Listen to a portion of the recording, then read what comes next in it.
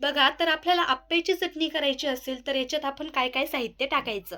तर मिरच्या टाकायच्या, परत लसूण टाकायचा, आलं टाकायचं, जिरे टाकायचे, अ, शेंगदाणे टाकायचे, खोबरं टाकायचं. एवढं सगळं आपण याच्यामध्ये टाकायचं आणि हे मिक्सरमध्ये भिंगून याला फोडणी द्यायची. मी तुम्हाला दाखवणार आहे आता कसं कसं करायचं. हे मिक्सरमधून भिंगवल्यानंतर मी तुम्हाला फोडणी कशी देते ते दाखवते. बघा, तर आता आपल्याला आप्याची चटणी करण्यासाठी तेल टाकायचं.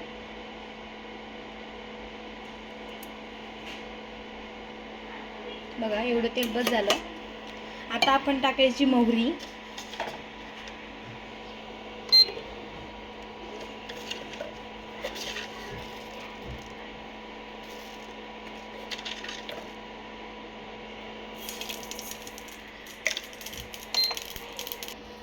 बघा, तर मोहरी ही तडतड झाल्यानंतर आपण टाकायची जिरे.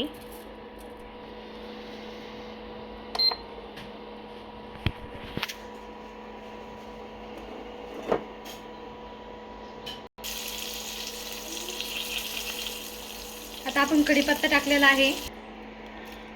बघा, तर आता कोथिंबीर टाकायची थोडीशी.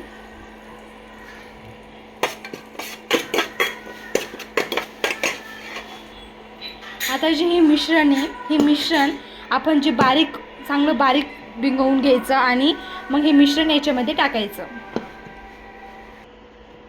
बघा, हे मिश्रण आता टाकलेलं आहे. थोडंसं पाणी टाकायचं. याला छान प्रकारे हलवून घ्यायचं.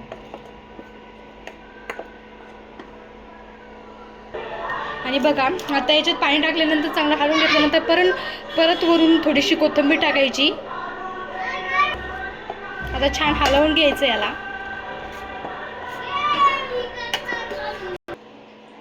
बघा, तर याच्यात आता अर्ध्या चमच्याला कमी मीठ टाकायचं आणि छान प्रकारे हलवून घ्यायचं. आता आपण आप्पे करायला लागूयात. ह्याच्यावर झाकण ठेवून द्यायचं म्हणजे हे बरोबर होऊन जातं. बघा, तर आपण हे आप्पे पात्र आता गॅसवर ठेवलेलं आहे. गॅस मीडियम ठेवायचा. नंतर ह्या सर्व ह्याच्यात तेल टाकून घ्यायचं. हे मिश्रणही रेडी आहे. आता आपण तेल टाकून घेऊया. आता बघा, तर मी आता सर्व ह्याच्यात तेल टाकलेलं आहे थोडं थोडं.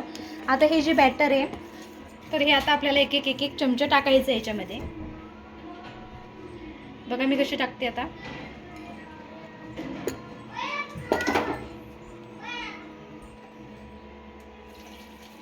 एक चमचा सर्व याच्यात टाकायचं. बघा, आता हे मी सर्व याच्यात टाकून घेतलेलं आहे. आता याच्यावर झाकण ठेवायचं आणि गॅस असा थोडासा वाढवायचा. बघा, हे आता सेट झालेले आहे छान. तर आता आपण पलटून घेऊया. हे सर्व पलटून घ्यायचे. बघा, असे. बघा, हे सर्व आता पलटून झालेले आहेत. आता याच्यावर आपण झाकण ठेवायचं. मीडियम गॅस ठेवायचा. बघा, तर आपली हे आप्पे आणि ही आप्याची चटणी रेडी आहे. कसे वाटले बघा.